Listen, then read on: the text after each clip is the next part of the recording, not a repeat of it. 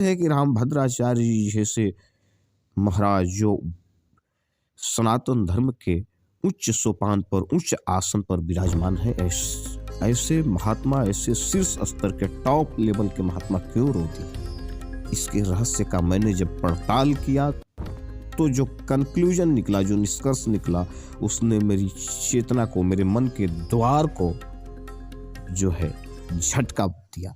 ठीक है, मेरे मन के फाटक पर लगा कि किसी ने झटका दिया है जोर से, और तब मैंने एक निष्कर्ष निकाला। ठीक है, आखिर क्यों रो दिए ऐसे पूज्य संत श्री?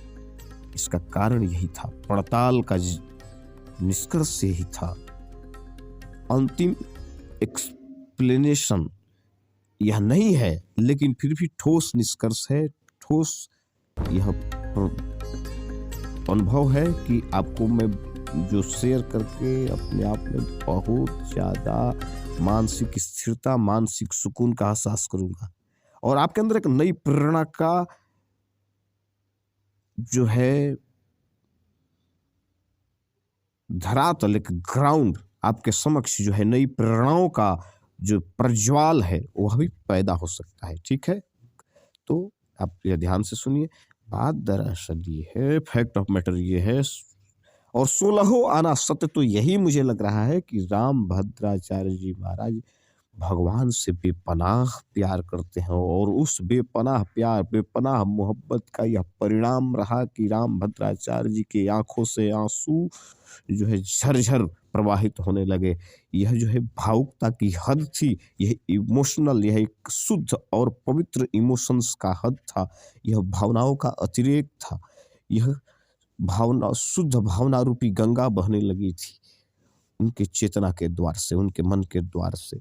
और यही कारण है कि रामभद्राचार्य जी की आंखों से जो अश्रुपात हुए वह गंगा के तरह महत्व रखते हैं, गंगा की तरह चमक रखते हैं अपनी महत्ता में, अपनी गरिमा में।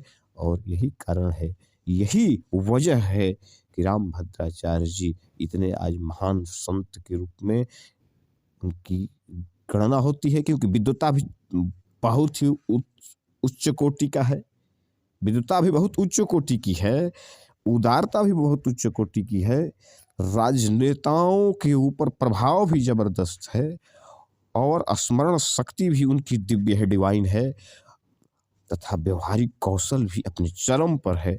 इन गुणों से भरे हुए, इन सद्गुणों से ओतप्रोत परम पूज्य संत श्री रामभद्राचार्य जी महाराज स्तुत्य हैं, वंदनीय हैं।